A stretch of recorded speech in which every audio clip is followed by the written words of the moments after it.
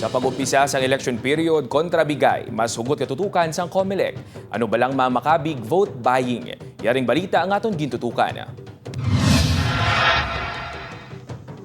Hindi na bago tag sa kaeleksyon ang issue sang vote buying. Gani amo na lang ang kampanya sang COMELEC batok sini apang aminado nga mabudlay inipapason. Nga mapabakal ka sa imo nga boto. Intindihan mo man kung mayo na siya kung hindi nga tawo magpungko dira. Na kuya, hindi kuya.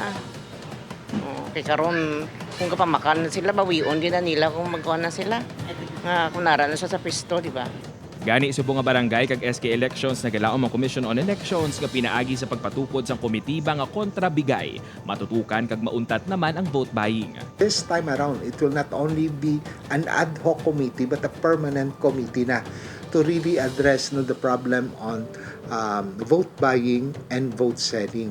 Sa madason nga simana igalunsar ang komitiba nga ginabugusan sang COMELEC, PNP, AFP, DepEd, DOJ kag iban pa nga mga ahensya sang gobyerno kaupod man ang multisectoral groups.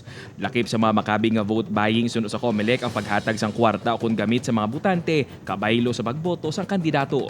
Gaano sila, ga-hire sila watchers, no? Sa isa ka presinto, tanan nga butante, watcher nila, ginagaan nila kwarta, bayad for services as watchers. When in truth, they are only allowed by law 2 watchers. So actually, this is actually vote buying. Even bali the carrying of around 500,000 pesos nga amount, no, together with campaign materials. So namin nadakpan kita sina hindi tama filean kay wala balisang sini subong mayara na. Sa datos ng COMELEC Region 6, 147,963 tanan ang magapapili sa 64,816 ka mga posisyon nga ginalakipan sang 4,051 ka mga punong barangay kag SK chairman kag 28,357 ka mga kagawad kag SK kagawad sa Western Visayas.